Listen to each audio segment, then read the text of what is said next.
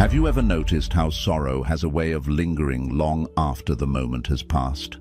A harsh word spoken years ago can still echo in your mind. A love lost can still make your chest ache as if it happened yesterday. We tell ourselves time heals all wounds, but time alone does not heal. It is how we hold our pain that decides whether we suffer for years or finally live in peace. Buddhism teaches us that sorrow is not meant to be carried forever.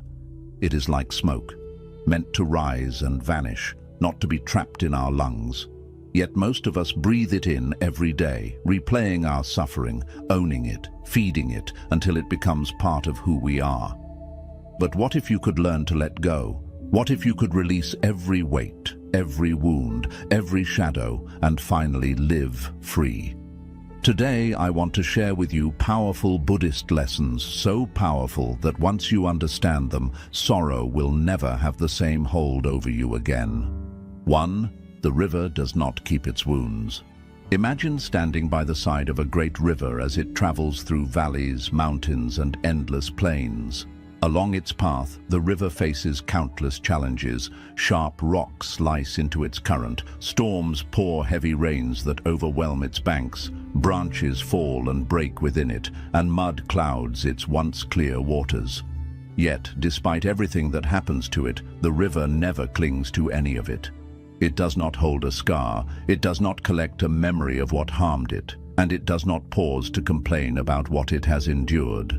The water simply flows onward, steady and unresisting, carrying what it can and releasing what it cannot. By tomorrow, the river will look new again, fresh, as though nothing had ever wounded it at all. This is one of the simplest but most profound lessons nature whispers to us. Water cannot cling, and because of that, it remains free. The river is always in motion, always renewing itself, always refusing to be defined by the storms of yesterday. If it held onto every branch, every rock, and every storm, it would stop being a river and turn into a stagnant pool. Its life is in its flow. Its freedom is in its letting go. Human beings, however, often do the opposite. Instead of flowing, we hold tightly to what has hurt us. Someone betrays us once, and we replay the betrayal 100 times in our minds. A word spoken years ago still cuts us today, not because it is still being said, but because we carry the echo of it in our hearts. We do not allow pain to pass through us. Instead, we trap it, replay it, and feed it, until what should have been one wound becomes thousands of wounds, reopened again and again. Buddhism teaches that sorrow itself cannot destroy us, but our attachment to it can. Pain arrives like a stone thrown into the river. It makes a ripple, it disturbs the flow, but if left alone, the water smooths out and continues. When we hold on to the stone, when we cling to the moment, we prevent the river of our life from flowing. The wound does not heal because we keep it alive in memory, thought, and self-talk. To let go of sorrow does not mean pretending that nothing happened or erasing the memory altogether.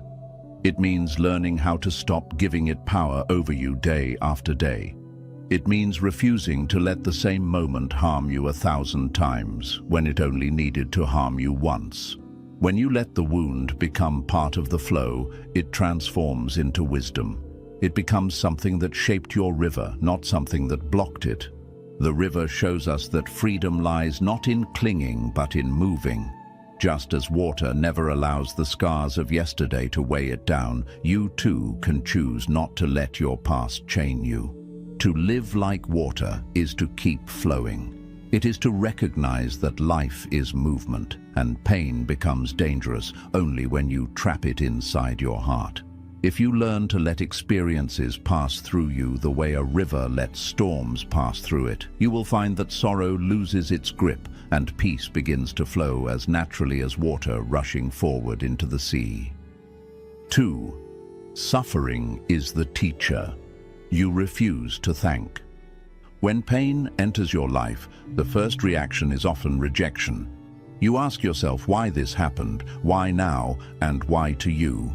The human mind is quick to label suffering as something unfair, something that should never have touched your life. We resist it, fight against it, and curse it as if it were a cruel enemy. But Buddhism teaches us to look at suffering from a perspective that transforms it completely. Suffering is not only pain, it is also a teacher. In fact, it is often the teacher that brings you the deepest lessons, the ones joy could never reveal.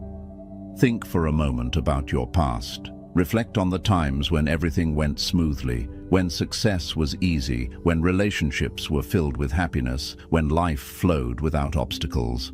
During those times you felt good, but did you truly grow? Did you learn patience, strength, or compassion? Probably not. Comfort rarely forces you to look deeper within yourself. It allows you to drift, to remain as you are. It is suffering that interrupts this drift and shakes you awake. When you lose someone you love, you come face to face with the reality of impermanence, and you are forced to ask yourself what truly matters. When you fail after giving your best, you learn humility, resilience, and the courage to try again without the arrogance of thinking success is guaranteed. When your heart is broken, you understand trust, loyalty, and love in a way you never could have from happiness alone. The problem is not that suffering comes. The problem is that we refuse to accept its role as a teacher. Instead of listening to its lesson, we resist it. We bury it under anger and resentment, hoping it will vanish. But when we resist, we suffer twice, once from the pain itself, and again from our refusal to learn what it came to teach. It is like a student refusing to attend class, then complaining that they did not gain knowledge. Suffering is the class, and the sooner we attend, the sooner the wisdom becomes ours. In Buddhism, this truth is reflected in the Four Noble Truths. The first truth is that suffering exists. It is a part of life. The second truth is that much of this suffering comes from our clinging, our unwillingness to let go. But within these truths lies an invitation. Suffering is not meaningless. It is the very path through which awakening and liberation are found. Without suffering, there would be no reason to seek a higher way of living. Without pain, there would be no motivation to look beyond the illusions of permanence, control, and ego. When you begin to see suffering as a teacher, your relationship with it changes. Instead of asking, "Why me?" you begin to ask, "What is this here to teach me?" Instead of resisting, you begin to open yourself to the lesson. In that shift, something remarkable happens. Gratitude replaces bitterness. You may not be grateful for the pain itself, but you become grateful for the strength, wisdom, and compassion it awakened within you. The heartbreak that once felt like a curse becomes the reason you learn to love with deeper sincerity. The failure that crushed your pride becomes the moment you discovered the strength to rise again with humility. The loss that shattered you becomes the lesson that taught you to treasure the present moment, because nothing lasts forever. Sorrow, when resisted, is poison. But sorrow, when accepted as a teacher, becomes medicine. It shapes you in ways comfort never could. It purifies you, stripping away illusions, breaking the shell of the ego, and forcing you to grow into a truer version of yourself. And while nobody likes the presence of suffering, it is often the very thing that sets you on the path toward peace. To see suffering as punishment is to remain its prisoner. To see it as a teacher is to be liberated by its wisdom. 3. Silence heals faster than answers. When life wounds us, our first instinct is to search for explanations. The mind begins its endless questioning. Why did this happen to me? Why did they treat me this way? Why didn't things go the way I planned? We convince ourselves that if we can only find the right reason, if we can only connect the pieces of the puzzle, then somehow the pain will vanish. But the truth is, explanations do not close wounds. They often keep them open. The constant search for answers is like scratching at a cut. Instead of allowing it to heal, you keep it raw, you keep it bleeding, and you keep yourself trapped in the cycle of hurt. Buddhism reminds us that silence has a healing power that words cannot match. Silence is not emptiness or weakness. It is space. It is breathing room. It is a gentle pause that allows the heart to rest. Just as a wound on the body heals more quickly when left undisturbed, the wounds of the mind heal when you stop picking at them with constant analysis. The more you chase explanations, the more the pain stays alive. But when you turn to silence, not the silence of suppression, but the silence of acceptance, you allow the natural process of healing to unfold. Think about the times you have been hurt deeply. You may have tried to replay every detail, searching for clues, asking yourself what went wrong or what you could have done differently. Perhaps you even asked others for endless advice, hoping their words would give you closure. Yet often, no answer felt satisfying. No explanation could undo what happened, and the more you searched, the more exhausted and heavy your heart became. Now contrast that with the rare moments when you simply sat in stillness, not asking, not analyzing, not demanding explanations. In those moments, the pain softened. You may not have had the answer, but you felt lighter, calmer, more at peace. That is the quiet medicine of silence. Buddhism calls this noble silence. It is noble because it takes courage to stop demanding and simply allow things to be as they are. It is noble because it is not about avoiding or escaping, but about creating space for truth to reveal itself naturally. When you sit quietly with your pain, you discover that much of your suffering was not caused by the event itself, but by the storm of thoughts you wrapped around it. Silence clears the storm. Silence allows you to separate the pain of what happened from the suffering of what you are imagining, replaying, or exaggerating in your mind. In silence, you begin to see that not everything needs to be explained to be released. Closure is not always found in words. Sometimes it is found in the simple act of sitting still, breathing deeply, and letting the moment pass through you without resistance. Silence does not erase the memory, but it takes away the constant noise of judgment and questioning. In that quiet, you feel the weight lift, and healing begins naturally. The truth is, the mind believes that answers heal, but the heart knows that stillness is what it longs for. Explanations belong to the past, silence belongs to the present. And the present is the only place where peace is possible. When you learn to trust silence, when you stop trying to solve every pain like a puzzle, you discover that wounds close on their own, and the scar left behind is softer, gentler, no longer a burden. To let go of sorrow, you do not need all the answers. You need the courage to sit with silence. You need to let the heart breathe in stillness and allow time to do its work. Healing, after all, is not forced by thought. It blossoms quietly, like a flower opening in the morning sun. 4. You are not the storm, you are the sky. When sorrow comes, it feels overwhelming, like a storm that takes over everything in its path.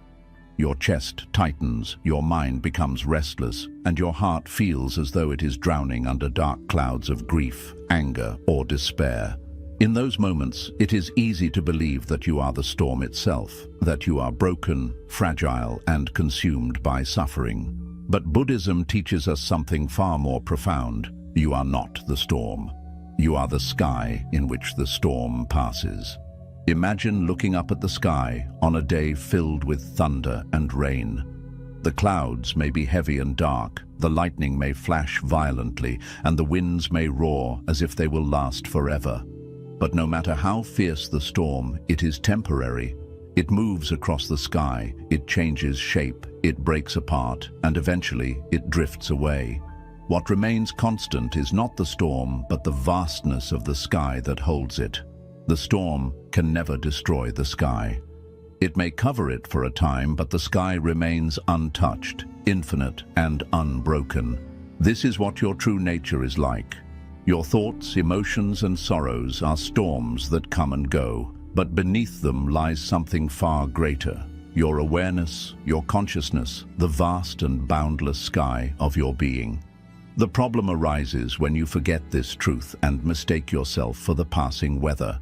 You say, "I am angry, I am hopeless, I am broken," as if your identity is the storm.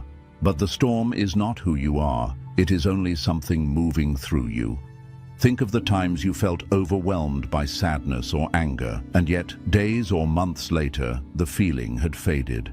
At the time, it seemed unbearable, endless, as though it would define your life forever. But it didn't. It passed. And after it passed, you remained. Just as the sky remains after every storm, so too does your true self remain after every wave of emotion. What this shows is that no matter how strong sorrow feels, it is never permanent. It does not define you, it only visits you. The Buddha often reminded his followers that emotions and thoughts are impermanent, like clouds drifting across the sky. To cling to them as if they are your essence is to suffer unnecessarily. Instead, you are invited to watch them with awareness, to allow them to come and go without losing yourself in them. When you sit in meditation, you begin to notice this truth. A thought arises, a feeling surfaces, a memory returns, but if you do not grasp it, it fades away on its own. You, the watcher, the sky, remain untouched. This shift in perspective is life-changing. When you see yourself as the storm, you feel fragile, powerless, and broken. But when you see yourself as the sky, you realize you are vast, stable, and unshaken by the temporary chaos passing through. You stop saying, "I am sorrow," and instead you begin to say, "Sorrow is visiting me, but I am larger than it." This simple shift weakens the grip of suffering. You no longer drown in the storm. You rise above it, and here lies the essence of peace. Peace does not come from controlling the storms of life. You cannot prevent rain, you cannot stop thunder, you cannot command the wind. Peace comes from remembering that you are not the storm. You are the space that holds it, the presence that endures beyond it. Once you anchor yourself in this awareness, no storm can truly harm you. It may pass through, it may shake you for a time, but it cannot destroy the vastness of your being. So when sorrow arrives, do not fight it, and do not mistake yourself for it. Let it pass through like clouds passing across the sky. Hold it gently with awareness, but do not claim it as your identity. In time, you will see that the storm has gone, but you, the sky, remain clear, expansive, and free. 5. Pain ends when you stop owning it. One of the most subtle yet powerful ways that sorrow tightens its grip on our lives is through the way we speak about it and the way we attach it to our sense of self. Listen carefully to the words we use when describing our suffering. My pain, my heartbreak, my sorrow, my trauma, my wounds. At first glance, it may seem harmless, even natural, to describe experiences this way. After all, you are the one who lived through them. You are the one who carries their memory. But this very act of ownership, this claiming of pain as mine, is what keeps the wound alive long after the moment has passed. You may not realize it, but every time you say "my pain," you give that pain a permanent seat inside your heart. Buddhism teaches us that nothing in this world truly belongs to us. Our possessions, our relationships, our bodies, our thoughts, and even our emotions, all of these are impermanent, passing, and beyond ultimate ownership. Yet the mind, conditioned to cling, insists on making them part of our identity. This is my house, my car, my success, my family, my happiness. And just as quickly, it becomes my failure, my grief, my suffering. The mind attaches, and with attachment comes suffering. When you claim sorrow as yours, you do not simply acknowledge its existence. You tie it to your identity, making it part of who you are. But here is the truth. Pain is not you. Pain is an experience that passes through you, like wind passing through the branches of a tree. It bends you for a time, it shakes your leaves, but it is not your essence. The tree is not the wind, just as you are not the sorrow. When you begin to see this clearly, something remarkable happens. The burden begins to lighten, not because the memory disappears, but because you no longer treat it as a piece of your soul. Imagine carrying a heavy backpack filled with stones. Each stone represents an event in your past. The harsh words someone spoke, the betrayal you endured, the opportunities you lost, the mistakes you regret. Over time, you have become so used to this backpack that you believe it is part of you. You even say, "This is my weight, this is who I am." But in reality, the backpack is not you. You are simply carrying it. And if you choose, you can set it down. The moment you understand this, a freedom you never imagined becomes possible. In Buddhist practice, this is called non-attachment. Non-attachment does not mean that you are cold, careless, or indifferent. It means you do not cling so tightly to experiences, good or bad, that they define you. You learn to let things come and let them go, without holding them hostage in your heart. When you stop saying, "my pain," and instead begin to say, "this is just pain, it is visiting me, but it is not me and it is not mine," you create space between yourself and the suffering. The pain becomes a guest, not a permanent resident, and like all guests, it eventually leaves. Think about the times when sorrow overwhelmed you. Perhaps you went through heartbreak and every thought was consumed with "my broken heart, my loss, my loneliness." Because you labeled it as yours, you carried it everywhere. You fed it, you nurtured it, you made it a part of your identity. But if you had seen it differently, if you had said, "This is heartbreak, this is loss, this is loneliness, but it is not who I am," then the experience would still have been painful, but it would not have lasted as long, nor would it have pierced so deeply. The difference lies not in what happened, but in how much ownership you claimed over it. The Buddha compared this to being struck by two arrows. The first arrow is the event itself, the pain, the loss, the betrayal, the failure. This arrow is unavoidable, for life brings both joy and sorrow. But the second arrow is the one we shoot ourselves when we cling to the pain, when we make it ours, when we replay it endlessly and carry it as if it defines us. This second arrow is optional, yet it is often the one that causes the greatest suffering. By owning pain, we shoot ourselves again and again, long after the first wound should have healed. Another way to understand this is to look at children. When a child falls and scrapes their knee, they cry, they feel the pain intensely, but very quickly they move on. They may cry for a moment, but then they return to play, distracted by the next joy, already forgetting the hurt. Why? Because they have not yet learned to cling, to own, to replay. Adults, on the other hand, will replay the scrape endlessly in their minds, adding layers of story and identity. Why did this happen to me? Why am I so unlucky? Why does life always hurt me? The actual pain may have lasted only a moment, but the ownership of the pain makes it stretch into days, months, even years.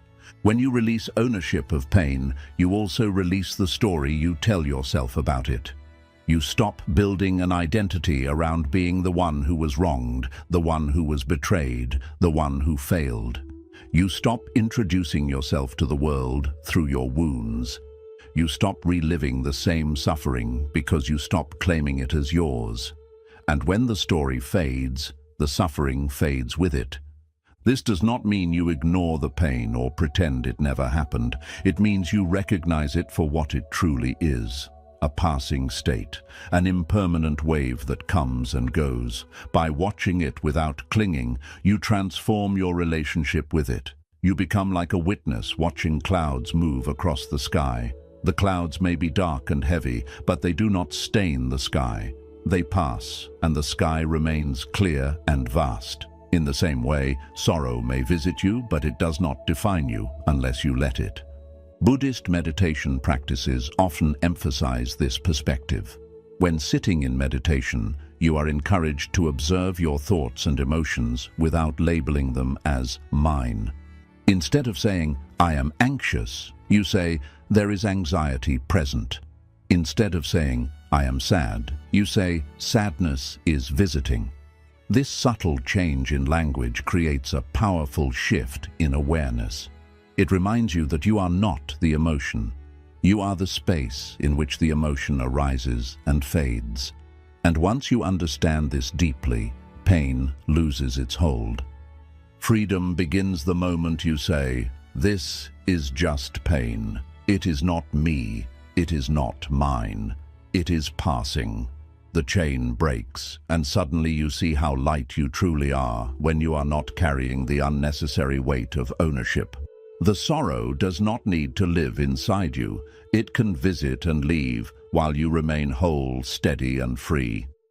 So the next time you find yourself clinging to suffering, listen to your own words. Notice how often you say "my" before your pain, and in that moment, practice releasing. Say instead, "This is pain, but it is not my pain. It is simply a passing guest." The more you practice this, the more quickly sorrow will lose its grip. You will discover that peace does not come by erasing painful experiences from life. Peace comes by refusing to let those experiences define who you are. When you stop owning pain, you reclaim your freedom. You are no longer the prisoner of the past. You are no longer weighed down by stories that keep replaying. You are simply here, alive, present, allowing life to flow through you as naturally as the wind through the trees. Pain will still come, but it will no longer chain you. It will touch you, but it will not stay. It will pass as all things do, leaving you lighter, freer, and more at peace than before. 6. The fire that burns you can also light you. When sorrow enters our lives, it often feels like fire. It burns through us, consuming everything in its path. It destroys our comfort, it strips away our sense of control, and it leaves behind ashes where joy once lived. Many people look at suffering this way, only as destruction, only as devastation, only as something to escape. They see fire only as a force of ruin. But Buddhism teaches us to look more deeply. Fire is not only destructive, fire is also transformative. It has two faces. One face burns, but the other illuminates. One face destroys, but the other forges. And it is in this dual nature of fire that we discover one of the most powerful truths about suffering. The same fire that burns you can also light you. Think about the nature of fire itself. It can devour a forest, but it can also give warmth on the coldest night. It can reduce wood to ash, but it can also refine metal into steel. It can scorch, but it can also purify. Without fire, food cannot be cooked, iron cannot be shaped, pottery cannot be hardened, and darkness cannot be lit. Fire is not simply good or bad. It is raw energy. It is power. And what matters is how it is used, how it is understood, and how we relate to it. Now think about your own life. Pain feels like fire. Betrayal burns. Loss scorches. Failure leaves scars. The natural reaction is to curse the flames, to run from them, to pray they never return. But in doing so, we miss the hidden gift within the fire. Suffering, when held with awareness, becomes the very thing that shapes us into something stronger, wiser, and more compassionate. The Buddha taught that suffering is not the end, but the path. Just as ore must pass through fire to become gold, the human spirit passes through suffering to discover its true strength. Take betrayal, for example. When someone you trusted deeply wounds you, the fire feels unbearable. You feel anger, sadness, and disbelief. In those moments, it seems like the betrayal has only destroyed. But when you reflect on it with mindfulness, you begin to see something else. Betrayal shows you the value of trust. It teaches you discernment. It strips away illusions and forces you to see people more clearly. The fire may burn, but it also lights. It lights the wisdom to choose better. the strength to stand taller, and the compassion to understand that betrayal is not unique to you. It is a wound many carry. Or consider failure. When you put your heart into something and fall short, the flames of shame and disappointment rise. You feel reduced to ashes, as though all your effort was for nothing. Yet in truth, failure is one of the greatest forges of the human spirit. Every master was once a beginner who failed repeatedly. Every success was built upon the ashes of attempts that did not work. Failure humbles you, teaches you resilience, and reveals the depth of your commitment. If you let the fire burn away your pride but keep your determination, you emerge stronger, sharper, and more grounded. Loss, too, is fire. To lose someone you love, to watch them slip away through death or distance, is to feel consumed by flames. The absence is heavy, the grief unbearable. But even here, the fire holds light. Loss reveals impermanence. It teaches you that nothing lasts forever, and because of this, every moment matters. It urges you to hold those you love more closely, to appreciate the time you are given, to live without taking for granted. The fire of loss burns away illusion, but it also illuminates truth, that life is precious precisely because it is fleeting. This is the paradox of suffering. Left unexamined, it feels only like destruction, but seen with wisdom, it becomes transformation. In Buddhist practice, this is called turning poison into medicine. The very thing that seems to harm you becomes the very thing that heals you, because it forces you to grow in ways comfort never could. Comfort does not test your patience, but suffering does. Comfort does not reveal your hidden strength, but suffering does. Comfort does not teach compassion for others, but suffering does. The fire that burned you becomes the fire that lights your path forward. Imagine a blacksmith at work. He takes a piece of raw iron, rigid, dull, and unshaped. If left untouched, the iron will remain ordinary, of little use. But when placed into the fire, when exposed to heat and struck again and again with the hammer, the iron transforms. It becomes a sword, strong and sharp, capable of great purpose. Without fire, the transformation could never occur. In the same way, your suffering is the forge of your soul. It burns, yes, but it also refines. It removes what is weak, it strengthens what is true, and it shapes you into someone capable of carrying wisdom, strength, and peace. But here is the key: fire alone does not transform. It must be met with awareness. If you resist suffering, if you cling to it with bitterness, the fire only burns. It consumes, leaving only ashes. But if you hold suffering with mindfulness, if you ask, "What can this teach me? How can I grow from this?" then the fire becomes your teacher. It stops being the enemy and becomes the forge. This is why some people emerge from hardship bitter, while others emerge radiant. It is not the suffering itself that makes the difference. It is how they relate to it.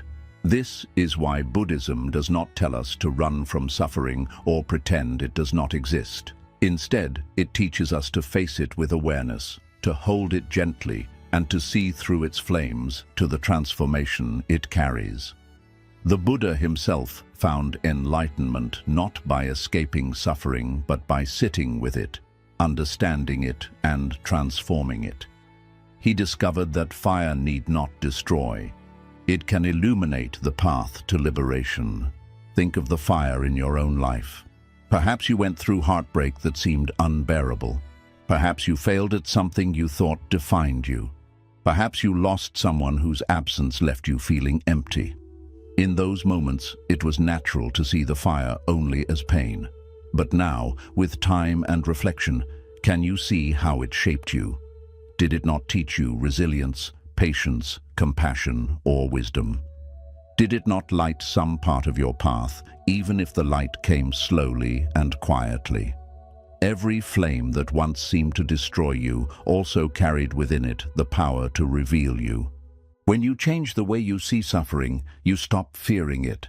You stop asking, "Why me?" and begin asking, "What is this fire here to show me?" You stop seeing it as punishment and start seeing it as purification. The fire may not be pleasant, but it is purposeful. It strips away illusions, burns away ego, and leaves behind clarity. The person who emerges after the fire is not the same as the one who entered. They are lighter, stronger, and more aware. So the next time sorrow comes, remember the fire. It will burn, that is its nature, but it can also light. It can light wisdom, compassion, strength, and resilience. It can illuminate truths you would never have seen in comfort. Do not run from the flames. Do not curse them endlessly. Sit with them, breathe through them, and allow them to shape you. Trust that even in the burning, there is light. And when you emerge from the fire, you will see what countless others have discovered. The same suffering that once seemed unbearable became the very source of your growth. The same flames that reduced you to ashes gave rise to a new version of you, forged in strength, glowing with wisdom, and unshakable in peace. The fire that once burned you will be the same fire that lights your way. 7. Peace is not found, it is chosen. When people think of peace, they imagine it as something far away, hidden in a distant temple, deep in the silence of the mountains, or buried in the embrace of some perfect circumstance. They say to themselves, "If only my life were different, if only I had this or that, if only people treated me better, if only I escaped this noise, then I would finally find peace." This way of thinking is what keeps so many wandering endlessly, searching for something that seems always out of reach. But Buddhism teaches us a truth that is both simple and profound. Peace is not found outside. Peace is chosen inside. Peace is not something you must chase across the world. It does not depend on the perfect arrangement of circumstances. It does not wait for you only when pain has disappeared or when your life has become free of difficulty. Peace is available here, now, in the very breath you are taking. The only barrier is whether or not you choose it. This may sound impossible at first, because how can one choose peace while still experiencing suffering, loss, or hardship? But the truth is that suffering and peace are not opposites. Peace is not the absence of pain, it is the way you hold pain. Peace is not the erasure of sorrow. It is the decision not to let sorrow define you. Imagine a person living in a noisy, crowded city. The streets are loud, the air is heavy, and people push past them without kindness. Another person lives in the stillness of the countryside, surrounded by mountains with birds singing and rivers flowing. You might think peace is easier for the one in the mountains, but if their mind is restless, full of worry, full of clinging and expectation, then even in the silence of the countryside, they will feel no peace. Meanwhile, the one in the noisy city, if their mind is calm, accepting and grounded, can sit in stillness even in the middle of chaos. This shows that peace is not in the environment. Peace is in the mind. The Buddha himself demonstrated this truth. He lived in a world filled with suffering, sickness, old age, death, poverty, conflict. He did not escape into a fantasy where such things did not exist. Instead, he looked deeply into the nature of suffering and discovered that liberation does not come from rearranging the world, but from transforming the way we relate to it. You cannot always choose what happens to you, but you can always choose how you respond to what happens. That is where peace is born. Consider this. Every day you are faced with choices. When someone speaks harshly to you, you can choose to respond with anger, or you can choose to remain calm. When life does not go the way you hoped, you can choose to fight against reality, or you can choose to accept and adapt.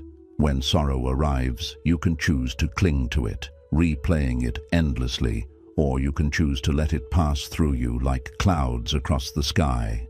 Each of these moments is an invitation. Each is a doorway. And the choice you make is the difference between suffering and peace. This does not mean peace is easy. In fact, it is one of the most difficult choices to make because the mind is conditioned to resist, to cling, to demand. The mind always wants things to be different from how they are. It says, "I will be at peace only when I get what I want, only when my pain is gone, only when life looks the way I imagine it should." But Buddhism reveals that this is an illusion. If you wait for the world to give you peace, you will wait forever. The world changes constantly, and no circumstance lasts. The only stable source of peace is within, and it is unlocked the moment you stop demanding and start choosing. Think of the flame of a candle in a dark room. If you look only at the darkness, you will feel overwhelmed. But if you choose to look at the flame, the darkness loses its power. It does not disappear, the room is still dark, but the flame becomes your focus, your anchor. In the same way, peace does not mean your suffering disappears. It means you shift your focus. You choose to rest in calmness rather than in resistance. You choose to anchor yourself in stillness rather than in fear. The darkness may remain, but the flame lights your path. Another way to understand this is through gratitude. Gratitude is a choice, and it is one of the most direct paths to peace. Even in hardship, there is always something to be grateful for. Your breath, your body, the lessons life is teaching you, the chance to grow. When you shift your attention to gratitude, you discover that peace is not hidden. It is always available. Gratitude transforms even difficulty into a softer, more manageable experience. It does not erase pain, but it gives you the strength to carry it without being crushed.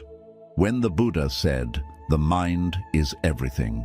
What you think, you become," he was pointing directly to this truth. If you think sorrow, you become sorrow. If you think anger, you become anger.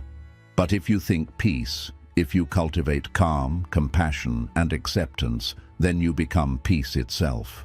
And once peace is your state of being, no external storm can shake you for long. You may bend, you may tremble, but you will not break. Reflect on your own life. How many times have you said, "I will be happy when," or "I will feel at peace if," and then placed peace somewhere in the future? Perhaps you said you would be at peace once you had more money, or once you found the right relationship, or once your health improved, or once your past no longer hurt. But even when some of those things came, did peace last? Or did your mind quickly move on to the next demand? This is the trap of chasing peace outside yourself. It never lasts because it depends on circumstances that are always changing. But when you choose peace within, you carry it wherever you go. It becomes unshakable, not because life stopped changing, but because you stopped attaching your calm to the changes. Choosing peace is not about ignoring injustice or pretending everything is fine. It is about refusing to let outer conditions dictate your inner state. You may still act, you may still strive to improve your life and the world, but you do so from a place of calm strength rather than restless despair. When you choose peace, you are not saying, "I don't care." You are saying, "I refuse to let this situation steal my inner freedom." This is the essence of Buddhist practice: liberation through awareness, freedom through choice. Think of a lotus flower.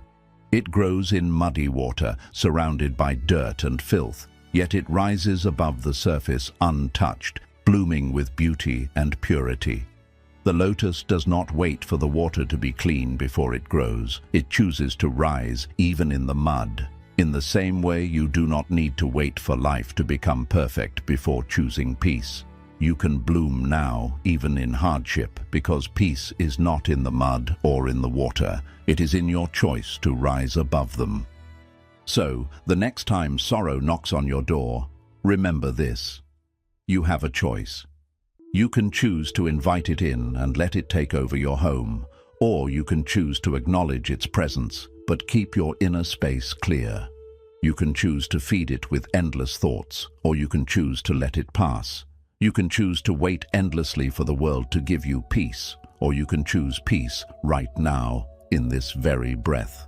Peace is not found because it was never lost. It has always been within you, waiting for you to turn toward it. The world may never give you perfect circumstances, but you do not need perfection to be free. You need awareness, acceptance, and the courage to choose peace over sorrow, over anger, over fear. Every moment offers you this choice, and every time you choose peace, you strengthen it until one day it becomes your natural state of being. And that is the greatest liberation. To realize that peace is not a treasure hidden outside, but a truth living within, awakened the moment you choose it. 8. The self dissolves when you stop holding on. At the heart of all sorrow lies one quiet illusion: the belief in a fixed, solid self that must be protected, defended, and preserved. Every time we say I, we imagine a permanent identity sitting inside us, something unchanging, something that can be broken, wounded, or destroyed. And from this belief arises endless pain. When someone insults you, you feel attacked because you believe the you they insulted is something real that must be defended. When you lose something you loved, you grieve not only for the thing, but for the wound it leaves in your story. When life changes in ways you did not expect, you feel sorrow because the image you had of yourself is shaken. But Buddhism reveals a truth that is both unsettling and profoundly liberating. The self you defend so fiercely is not solid at all. It is a collection of thoughts, memories, emotions, and habits, always shifting, always dissolving. Think of a flame. It burns brightly, and we call it the flame. But if you look closely, you realize it is never the same from one moment to the next. It is a process, not a thing. The flame you see now is not the flame you saw a second ago. In the same way, what you call yourself is not a fixed object. It is a process.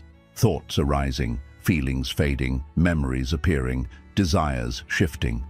There is no permanent I that sits unchanged behind it all. When you understand this deeply, sorrow begins to lose its grip, because what is there to wound when there is no solid self to attack? Much of our suffering comes from clinging to identity. We hold tightly to ideas like, I am successful, I am loved, I am worthy, or even their painful opposites, I am broken, I am worthless, I am unloved. Every time we hold one of these ideas, life will inevitably challenge it. Success will fade, love will change, worth will be questioned, and pain will come. If you cling to the idea of me, you will suffer each time reality does not match your story. But if you loosen your grip, if you allow the self to be fluid and impermanent like a flame, then sorrow cannot bind you. This is why the Buddha spoke so often about anatta, the teaching of no fixed self. It does not mean that you do not exist at all. It means that you exist as a flow, as a process, as a river that is never the same twice. The suffering begins when you freeze the river and say, "This is me." The liberation begins when you let the river flow and realize, I am change itself. Think of how often your sense of self has shifted throughout your life. The you at 5 years old is not the same as the you now.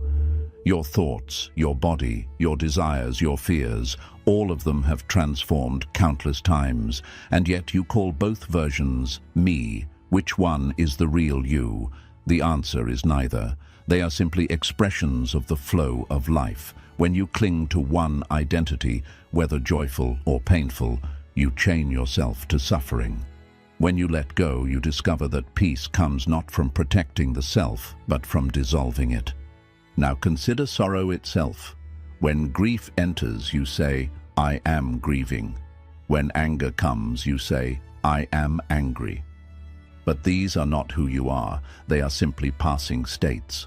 When you stop saying, I am this, or this belongs to me, you create distance between yourself and the experience. You no longer identify with it. You allow it to arise, stay for a while and fade, just like clouds drifting across the sky. The less you hold on to the idea of a fixed me, the less suffering can attach itself to you. There is a story in Buddhist tradition about a monk who was insulted harshly by another. Instead of responding with anger, he simply smiled. When asked why, he said, "If someone offers you a gift and you refuse to accept it, to whom does the gift belong? The insult, the attack, the words, they belonged to the one who gave them, not to him." Why? Because he did not hold on. He did not say, "This is mine, this hurts me, this defines me." He saw through the illusion of self, and in that seeing he found peace. This is what it means when we say that the self dissolves when you stop holding on. The more you cling to identity, the heavier you feel. The more you let go, the lighter you become. Imagine carrying a rope, pulling it tightly, straining your muscles. The rope feels heavy because of your grip, but if you simply let go, the weight disappears instantly. Life is like this. The suffering you carry is often not from the events themselves, but from the tight grip of I, me, and mine around those events. In meditation, this truth becomes clear. You sit and thoughts arise. I am tired. I am anxious. I am failing. I am hopeful. But as you watch them with awareness, you begin to see that each thought is like a bubble, appearing, shimmering for a moment, then dissolving. None of them last, none of them are you, and if none of them are permanent, why cling? Why suffer over something that is already dissolving on its own?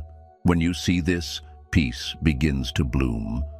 The ultimate peace, then, is not found by fixing the self or by decorating it with more achievements, possessions, or identities. The ultimate peace is found by letting the self soften, dissolve, and flow. When you stop holding on so tightly, you realize you are not a fixed object at all. You are spaciousness, you are awareness, you are the sky, not the storm. And in that sky, no sorrow can leave a permanent scar. So the next time sorrow comes, notice how quickly you make it personal. Notice how you say, "My grief, my suffering, my pain." Then, gently remind yourself, "This is not mine. This is not me. This is a passing wave in the ocean of life. Let it rise, let it fall, and let it go." The less you cling, the freer you become. And here lies the deepest truth. Peace is not something you achieve, but something that naturally appears when the illusion of self begins to loosen. When you stop defending, stop clinging, stop holding, the self dissolves, and in its place arises a vast stillness, a quiet spaciousness that has been here all along. That stillness is peace. That stillness is freedom.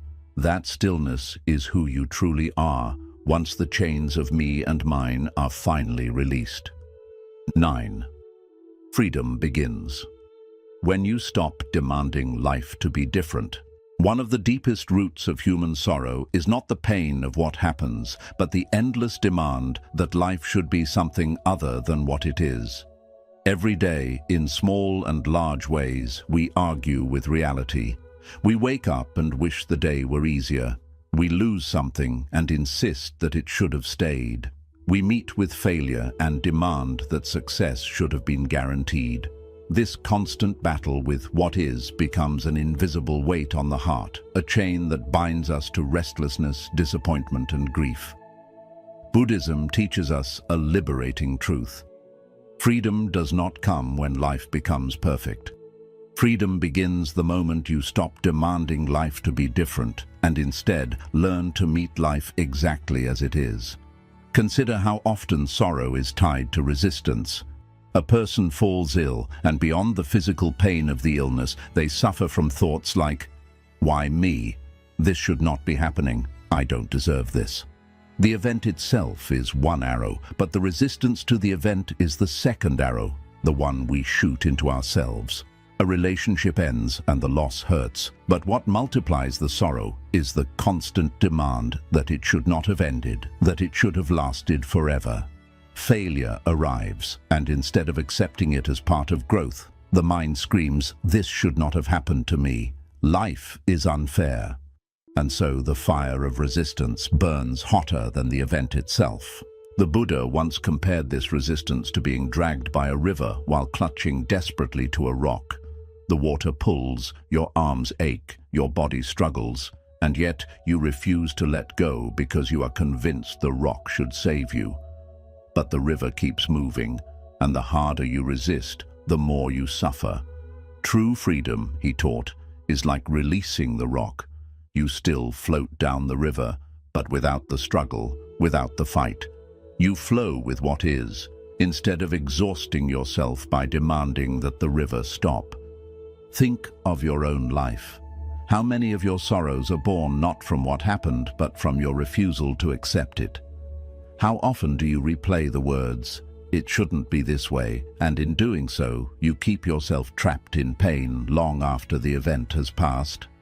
Acceptance does not mean you enjoy the hardship. It does not mean you do not strive to improve your life. It simply means you stop fighting reality with demands that cannot be met. When you say yes to the present moment, even when it is uncomfortable, you release yourself from the prison of resistance. This does not mean passivity. Many people misunderstand acceptance as weakness, as if it means giving up and never seeking change. But acceptance is not surrender to helplessness. It is surrender to truth. You cannot change what has already happened. You cannot stop the nature of impermanence. You cannot demand that people never change, never leave, never disappoint. These are laws of existence, not mistakes in the design. The more you resist them, the more you suffer. But when you accept them, when you stop demanding life to obey your preferences, you find a space of freedom that nothing can shake. From that space, you can still act, still grow, still transform, but now your actions come from clarity, not desperation. Imagine rain falling. You can stand in the rain and curse the sky, shouting that it should not rain, that you had other plans, that the weather is unfair. Or you can accept that rain falls when it must. You can open an umbrella, adjust your plans, or even dance in it. The rain does not change, but your relationship with it transforms everything. Resistance multiplies suffering. Acceptance opens the door to peace. Buddhism emphasizes this through the practice of equanimity, the balanced state of mind that does not cling to pleasure or resist pain. Equanimity means meeting each moment with the same calm awareness, whether it brings joy or sorrow. It is the recognition that life will always bring both, and that demanding it to be otherwise is a recipe for endless disappointment. When equanimity grows in you, sorrow begins to lose its edge, because you are no longer fighting life's natural rhythms. You are walking with them. Look at nature for guidance. Trees do not demand the storm to avoid them. They bend with the wind, and in bending they survive. Rivers do not resist the rocks in their path. They flow around them, shaping them slowly over time. Even the sun does not argue with clouds when they cover it. It simply waits, knowing its light is unchanged, even if unseen for a moment. Nature accepts reality, and in that acceptance it remains at peace. We are the only ones who demand that reality bow to our will, and in doing so, we chain ourselves to sorrow. To stop demanding life to be different is to reclaim your inner freedom. It means you no longer wait for the world to arrange itself according to your wishes before allowing yourself to rest. It means you no longer say, "I will be at peace when," or "I will be happy if." Instead, you say, "I choose to be at peace now, even with things as they are." That choice is not always easy, but it is always available. And every time you make it, the grip of sorrow weakens. Think again of the times you suffered most. Was it not often because you were insisting on a different outcome, insisting that someone stay when they wanted to leave, insisting that success arrive when it did not, insisting that health remain when the body changed, insisting that the past be rewritten when it could not? Each demand is a chain, each resistance is a self-inflicted wound, and the moment you release those demands, the chains fall away. You breathe again. You discover that peace was waiting for you all along, not in a different life, not in a different world, but in this very moment, exactly as it is. This is why Buddhism teaches that liberation is not somewhere else. Liberation is here, in the way you relate to reality. The world will always move, change, rise and fall. People will come and go. Joy will arrive and fade. Pain will visit and pass. The question is not whether life will obey your wishes. It never will. The question is whether you will continue to demand it or whether you will learn to walk with it. The day you stop demanding life to be different is the day you step into freedom. So when sorrow comes, pause and ask yourself, is this pain from what happened, or is it from my refusal to accept it? Am I suffering from the storm itself, or from my demand that the sky should have remained clear? And in that moment of awareness, you are given a choice. You can keep resisting, keep clinging, keep demanding, and continue the cycle of sorrow. Or you can let go, accept what is, and discover the profound peace that was always within reach. Freedom begins here, not in a future without pain, not in a life without loss, but in the present moment when you stop demanding life to be different and choose to walk with it as it is. And in that choice, sorrow loses its power and peace becomes your natural state. 10. True strength is learning to sit with emptiness without fear. There is a quiet truth hidden at the center of sorrow, one that many people spend their entire lives trying to avoid. Beneath the anger, beneath the grief, beneath the endless distractions, there is an emptiness inside us. When a relationship ends, we feel the emptiness of absence. When someone we love dies, we feel the emptiness of loss. When life does not go the way we planned, we feel the emptiness of disappointment. Even in moments of success, when the joy fades, emptiness quietly returns, asking us questions we cannot answer. Who am I without this? What remains when everything I cling to disappears? For most people, this emptiness is terrifying. They fill it quickly with noise, with possessions, with relationships, with endless activity. They believe that if they can cover the emptiness with enough distractions, it will vanish. But Buddhism teaches something radically different. Emptiness is not the enemy. Emptiness is the gateway to freedom.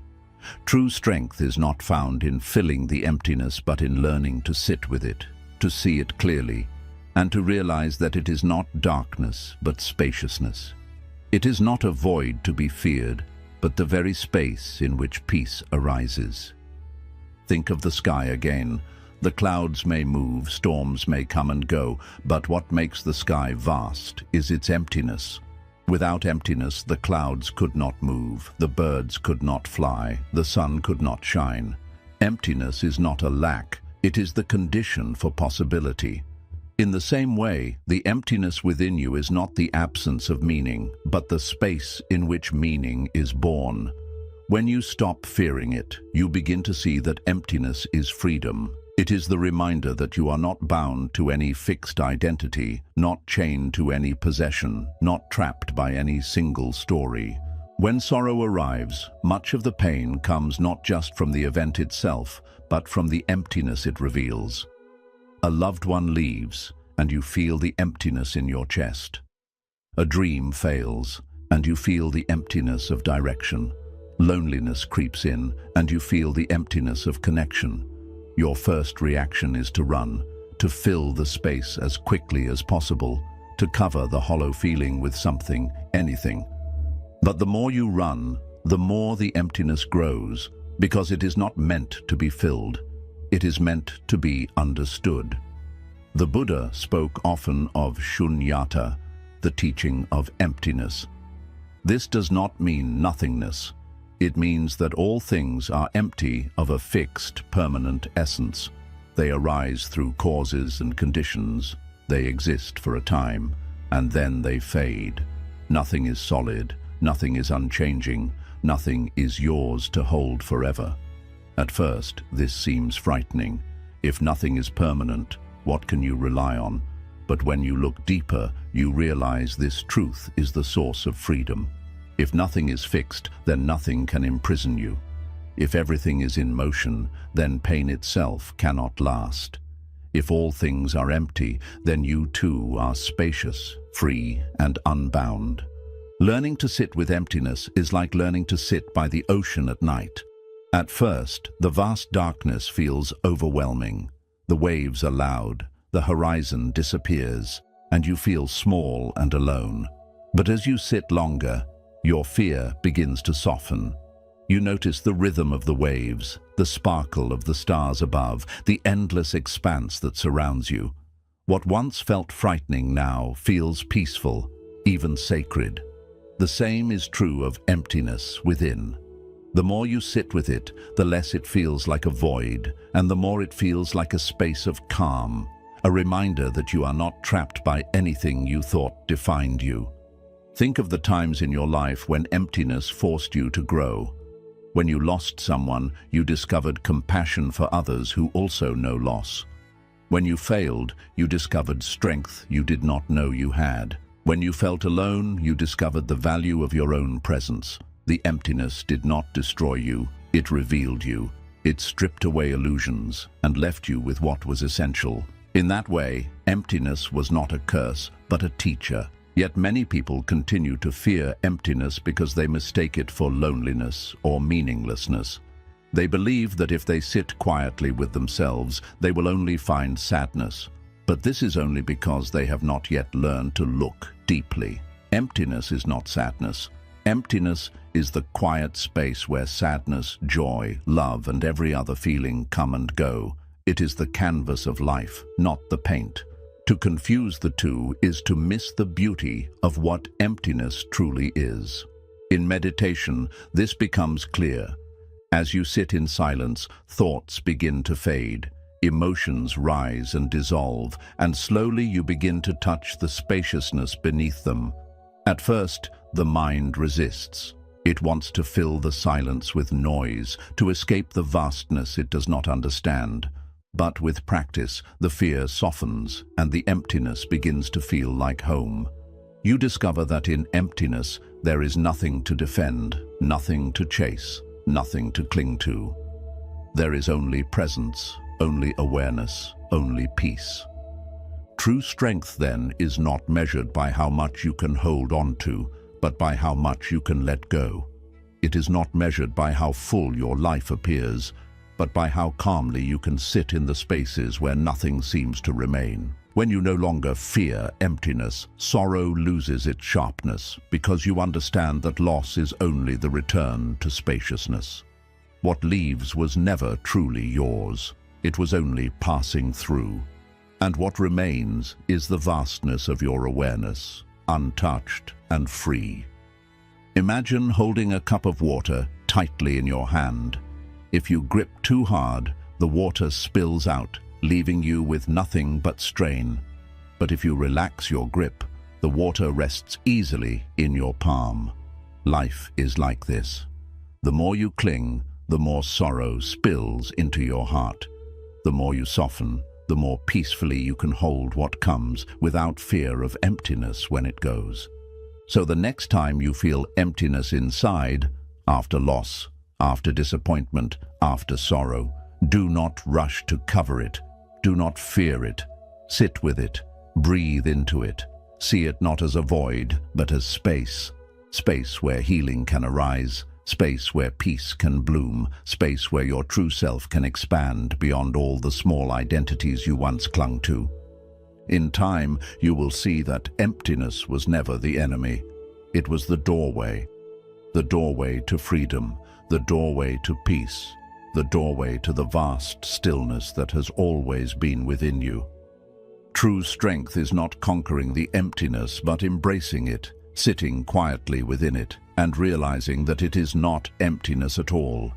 It is spaciousness, openness, liberation.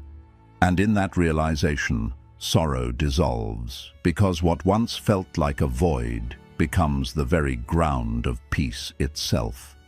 Lesson 11. Healing begins the moment you stop running from yourself.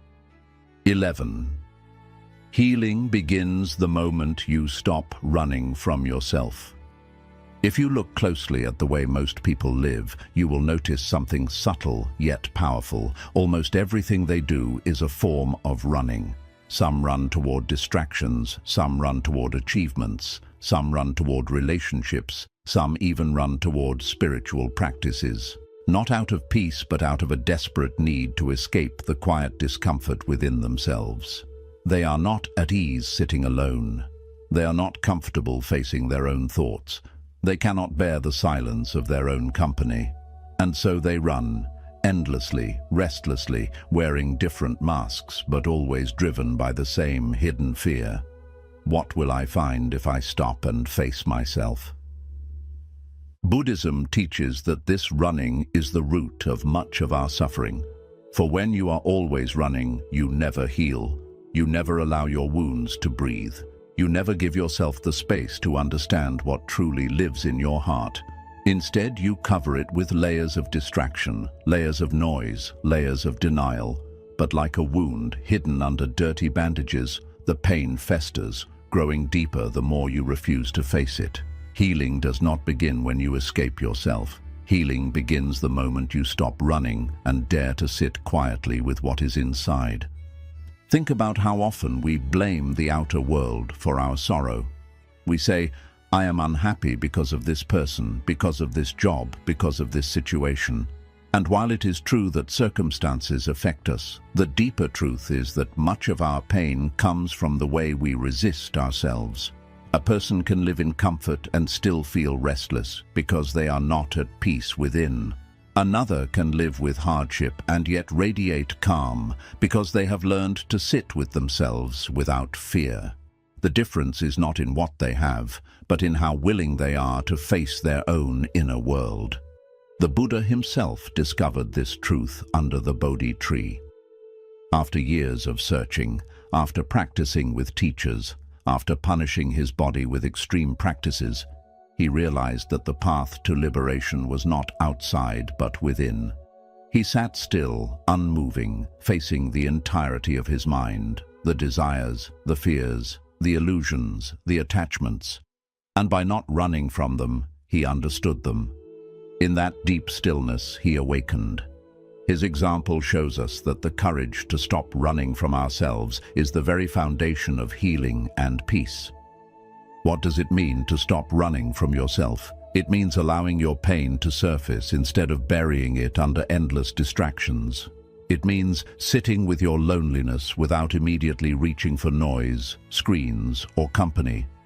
It means looking at your fears instead of numbing them with pleasures or addictions. It means asking yourself honestly, what am I carrying that I have refused to face? And then giving it the gentle space it needs to be seen. This is not easy because the mind is skilled at escape. It convinces you that busyness will solve everything, that more achievements, more possessions, or more pleasures will cover the pain. But each of these is temporary, like painting over cracks in a wall without repairing the foundation. The cracks always return. The only way to truly heal is to stop covering and begin uncovering, to stop running outward and begin turning inward. Imagine a child who is crying, sitting alone in a room. If you keep shutting the door on the child, ignoring them, or distracting yourself with other things, their cries will only grow louder, more desperate. But if you enter the room, sit with the child, hold them and listen, their cries begin to soften. The same is true with the parts of yourself you have been avoiding, your pain, your sorrow, your regrets. They are like children within you, crying for attention. Running from them only makes them louder. Sitting with them, listening to them with compassion, is what allows them to heal. This is why meditation is such a powerful practice in Buddhism. It is not an escape. It is the opposite of running. When you sit in meditation, you close the door to distractions and turn fully toward yourself. At first, this can feel overwhelming. The mind races, old memories surface, uncomfortable feelings arise. But if you remain still, if you breathe and allow them to be there without judgment, you begin to see that none of them can harm you.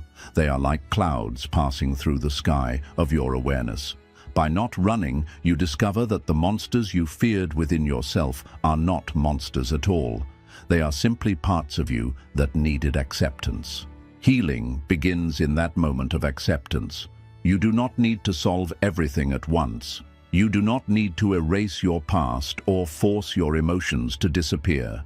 You only need to stop running. You need to allow yourself to be present with whatever arises, fear, sadness, regret, anger, and meet it with compassion instead of resistance. The more you practice this, the more your inner world softens. The wounds that once seemed unbearable begin to close naturally, not because you forced them, but because you finally gave them the space to heal. Think of a pond of water that has been stirred into chaos. The more you stir it, the cloudier it becomes. But if you stop stirring, if you let the water settle, it slowly becomes clear. The same is true with your mind. Running stirs it endlessly. Stillness allows it to clear. And in that clarity, you begin to see the truth of who you are. Not the pain, not the wounds, not the stories, but the vast awareness beneath it all. That awareness was never broken. That awareness never needed fixing. It only needed you to stop running long enough to remember it. So many people spend their lives chasing peace outside, not realizing that they are fleeing from the very place where peace is waiting. They chase after the next distraction, the next relationship, the next achievement, believing it will quiet their restlessness. But the restlessness only ends when you stop chasing. The peace you are searching for is not in the next thing. It is in you, here and now, uncovered when you sit still and stop escaping yourself. This is the great paradox. You run from yourself because you fear that facing your pain will destroy you. But in truth, it is the running that destroys you. It is the endless escape that keeps you chained. When you finally turn and face yourself, when you finally sit in the silence you feared, you realize that nothing inside you can break you. Your awareness is vast enough to hold it all. Your heart is strong enough to feel it all. Your being is spacious enough to allow it all to pass through. And in that realization, healing begins. The Buddha often taught that liberation is not found by adding something new to yourself, but by removing the layers of illusion that cover who you truly are. Each time you stop running, you peel back one of those layers. Each time you sit with yourself in compassion, you step closer to the freedom that was always there. Healing is not a destination, it is a return to yourself. A return to the stillness you have always carried but forgotten in your flight. So when sorrow comes, do not run. When emptiness arises, do not escape. When regret whispers, do not silence it with noise. Sit, breathe, watch. Hold yourself gently, the way you would hold a child who is hurting. Trust that your awareness is strong enough to hold even the heaviest pain. Trust that your heart is spacious enough to heal when you stop resisting. Healing begins not in running, but in resting. It begins not in escape, but in presence. It begins not when you find the perfect distraction, but when you finally stop and meet yourself exactly as you are. The moment you stop running from yourself is the moment you begin to come home. And in that homecoming, you discover the peace that sorrow can never take away. The weight of sorrow lifts when you stop measuring life. One of the quietest traps of the human mind is its constant habit of measurement. Without even realizing it, we are always measuring ourselves against others, measuring today against yesterday, measuring our progress against some imagined future. We measure our worth by our possessions, our success by our achievements, our happiness by how it compares to someone else's life. And with every act of measurement, sorrow slips in. Because whenever you measure, you divide reality into what is and what should be, into what you have and what you lack, into who you are and who you believe you must become. This constant division creates a sense of incompleteness, a whisper that says, you are not enough, your life is not enough, this moment is not enough. Buddhism teaches that suffering is born not from what we lack, but from the illusion that life must be constantly measured, judged, and compared. The truth is, reality does not measure itself. The tree outside your window does not compare its height to the tree beside it. The river does not judge its flow against the flow of another. The bird does not measure its song against the songs of others. Nature simply is. Only the human mind divides life into numbers, into rankings, into better or worse, and in doing so, we create a prison of dissatisfaction. Think about the times you have felt sorrow. How often did it come from comparison? You look at someone who has more money, and suddenly your own feels insufficient. You see someone in love, and suddenly your own heart feels empty. You remember how happy you once were, and suddenly the present feels dull. None of these comparisons exist in reality. They exist only in the mind. And yet, they carry the power to make us miserable, because the mind takes what is neutral and labels it as not enough. This constant measurement is what keeps us restless. Even in moments of joy, the mind measures. You are happy, but the mind says, will this last?